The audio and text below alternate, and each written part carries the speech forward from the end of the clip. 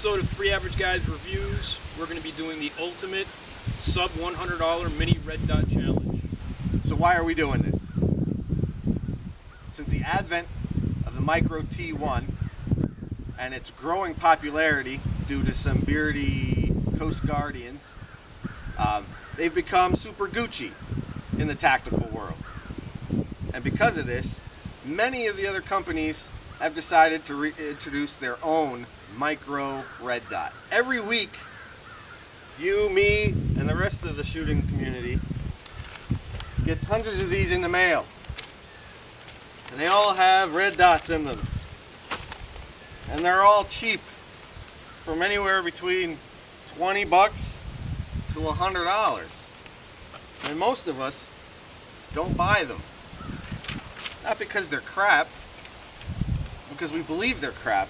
And to be honest, nobody's going to shell out the 50 or 60 bucks to find out that it is a piece of junk. So we've kind of bitten the bullet for you. There are good reviews out there for one or two of these. Nothing fancy comes to mind. There's a very good review on the Bushnell TRS-25, but primarily the reviews that are out there, they all have a buyer's bias. They buy it and they've spent money on it, and so they seem beholden to say that it's good because they don't want to admit to themselves that it may be bad. And nothing against them for fancy review, but most of them will say this site is good because I bought it and it's better than all the others, and they have nothing really to back it up other than their assumption, which we all have when looking in those ads in the magazines, that for the most part it's going to be junk. Especially, how good can a site be for 30 bucks? And that's what we're trying to find out. So in this episode, we're going to attempt to do an accuracy, reliability, and durability test of each of these optics. We're going to attempt to zero at 25 yards with 12 rounds. Then we're going to shoot these with various calibers to check the durability of them. With 9mm, 45, 12 gauge, 308, 7.62 by 54. And after all that's conducted, we're going to do a drop test and then a dunk test or submersion test in water to see if all our seals hold.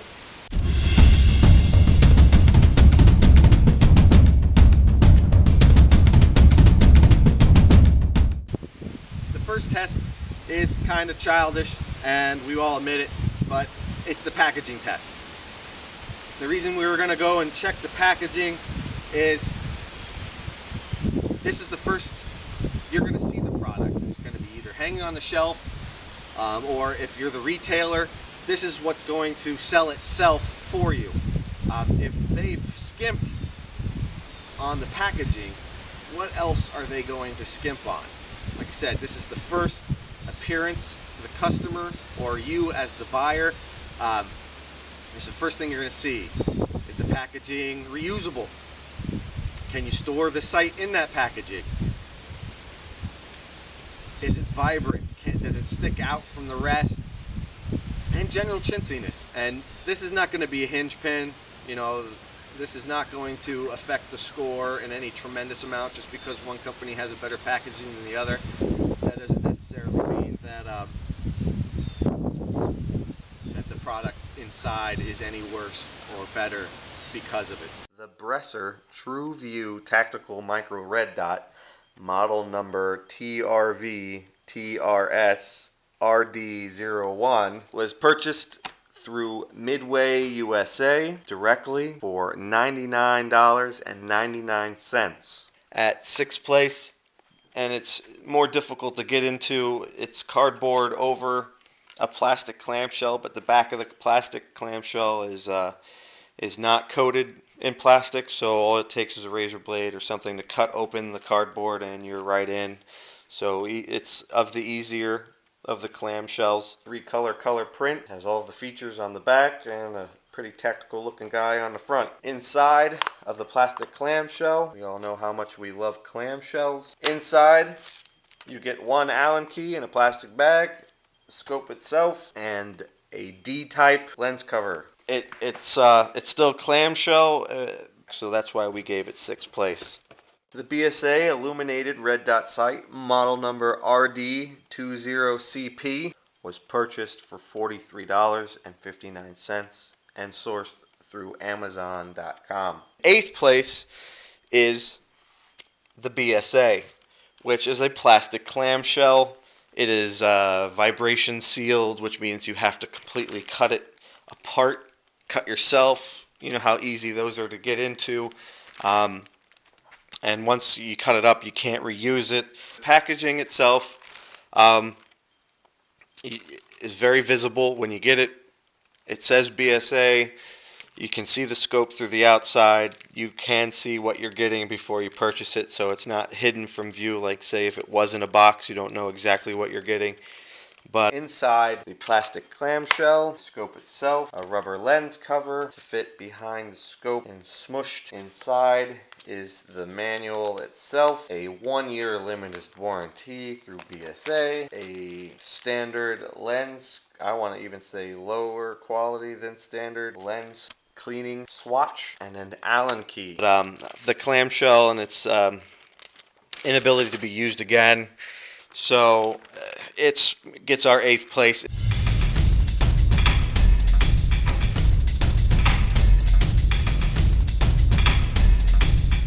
The next thing we looked at was the initial appearance, what the item looked like when we took it out of the box, what did it come with, did it look like it was a big bag of crap, what did the lenses look like, did it come with any extra equipment such as scope cap covers, cleaning rags, anything like that, did it come with any tools to install it onto your weapon, was there any warranty, where was it made in China or was it made in the US, and how much did it cost? Was it worth the money?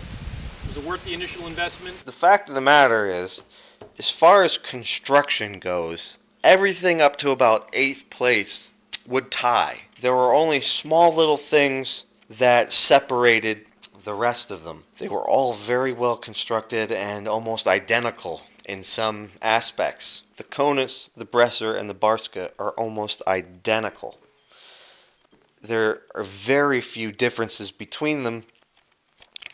And so what we almost wanted to do was tie them for 4th place, but we're going to stick with this 1 through 8 thing since there are 8 scopes, so there's a number 1 and there's a number 8. So we pretty much had to look at these very closely and find out what we did and didn't like, or what was better than the rest.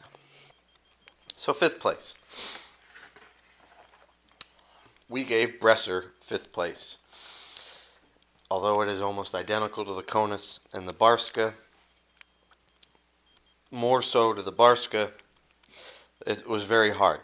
The Bresser and the Barska are almost identical, like 99.9% made by the same manufacturer. I don't know who that manufacturer is. They're both made in China, so somewhere all they're doing is sticking a different logo on the left-hand side. The Bresser was $99, which doesn't make it better than the Barska. And we will find out how it performs. But at this time, appearance-wise, the reason we gave it 5th place over the Barska is because it seems like the base is removable. Whether or not that means anything, whether or not there's an aftermarket base out there, or whether or not Bresser manufactures an aftermarket base, whether it be a quick throw or a riser or a high mount or some other base. We don't know if there are any aftermarket for the Bresser, but it does seem like the base is removable, which is why we gave it 5th place. We get to 8th place, and it is the BSA. We wanted an underdog. We wanted the BSA to come out ahead. From the very beginning, we were hoping that the BSA would come middle of the pack in most of these. And so far, I mean, it's just not. The BSA is cheap. It's cheap, it's cheap, it's cheap. And it's for $43. It's extremely cheap, which is only like $10 off of the one above them. So the BSA is like, and we graded it not because the body's plastic, or you can physically see the plastic mold lines, or that the everything has got stickers all over it. That is not why we gave it 8th place. We gave it 8th place is primarily because when you first take this thing out of the package and you have it in your hand, the first thing you notice is the lens covers. I know, of all things, but the lens covers are crap. They don't fit right. They're not molded well. They don't even sit flat off of the scope. They don't sit on any of the lenses correctly. They slip off, and that's just sitting there, much less doing anything on a rifle. Appearance is very cheap. As soon as you see it, the stickers are cheap. It's just a very cheap piece, and it is, from what I can remember, the lowest priced model of the group. So that might be why you get what you pay for. But it is our 8th place because of the overall cheapness. And it is a giant, there's no bell curve here. It's great from 1st place to 7th place, and then just cliffs right off to 8th place. BSA is separate from the group in the fact that most of these are very well constructed, and although we don't know performance-wise as of this point, the BSA gets low marks for initial appearance of just the overall cheapness of the product.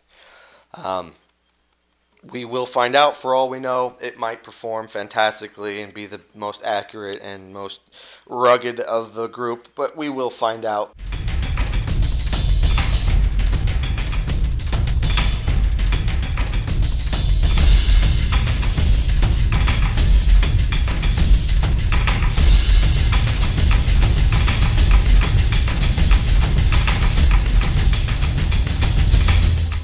Bresser also co-witnesses, and it's probably the most well aligned of the group. It still sits low to the iron sights, but it has a slightly higher base than, say, the Konus or the Barska, but it also has a very fine dot in comparison to a lot of other sights. But it will co-witness. This co-witnessed right out of the box. I mean, yes, there'll have to be some zeroing to be done, but as you can see by the dot, not by much. It will co-witness, and there doesn't seem to be any ghosting. The Bresser also has the issue that at 1 and 2, it's almost indistinguishable.